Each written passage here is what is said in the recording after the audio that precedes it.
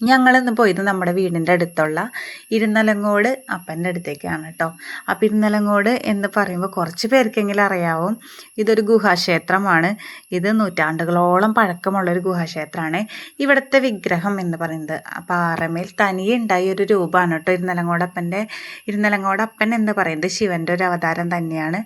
അതുപോലെ ഈ ഒരു ക്ഷേത്രം ഉണ്ടായതിൻ്റെ ഒരു കഥ എനിക്കറിയാവുന്ന രീതിയിൽ ഞാൻ നിങ്ങൾക്ക് പറഞ്ഞുതരാം.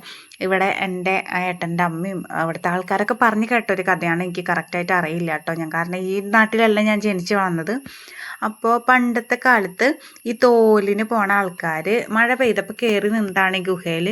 അപ്പോൾ അവരുടെ കയ്യിലുണ്ടാകുന്ന അരിവാൾ മുറിച്ച് കൂട്ടാൻ വേണ്ടി പാറയമ ഉരച്ചപ്പോൾ ചോര വന്നു എന്നാണ് പറയണത്.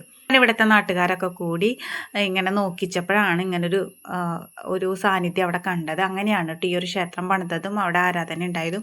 ഈ നാട്ടിലുള്ള ആൾക്കാർ എന്ത് കൃഷി ചെയ്താലും ആദ്യം ഭഗവാനാണ് ആ ഒരു കൃഷിയിൽ നിന്ന് കിട്ടുന്ന വിളവ് നിവേദിക്കാൻ കൊണ്ടുവരിക.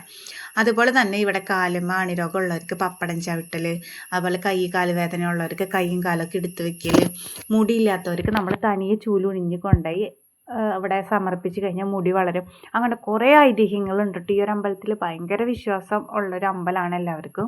അതുപോലെ തന്നെ 7 മുനിയറകൾ ഈ ഒരു പാറപ്പുറത്ത് ഉണ്ടായിരുന്നു. ഇപ്പം അതിൽ ഒരു മുനിയറ മാത്രമാണ് കേട്ടോ അവശേഷിക്കുന്നുള്ളൂ. അപ്പോൾ നിങ്ങൾ ആരും ഇതുവരെ ഈ ഒരു അമ്പലത്തിൽ വന്നിട്ടില്ലെങ്കിൽ ഉറപ്പായിട്ടും വന്ന് തൊഴേണ്ട ഒരു അമ്പലമാണ്. എന്താ പറയുക, ഒരു പ്രത്യേക ഒരു പോസിറ്റിവിറ്റി നമുക്ക് കിട്ടും കേട്ടോ ഇവിടെ വന്നു കഴിഞ്ഞാൽ. അപ്പോൾ ഞങ്ങളുടെ വീടിൻ്റെ തൊട്ടടുത്താണ്.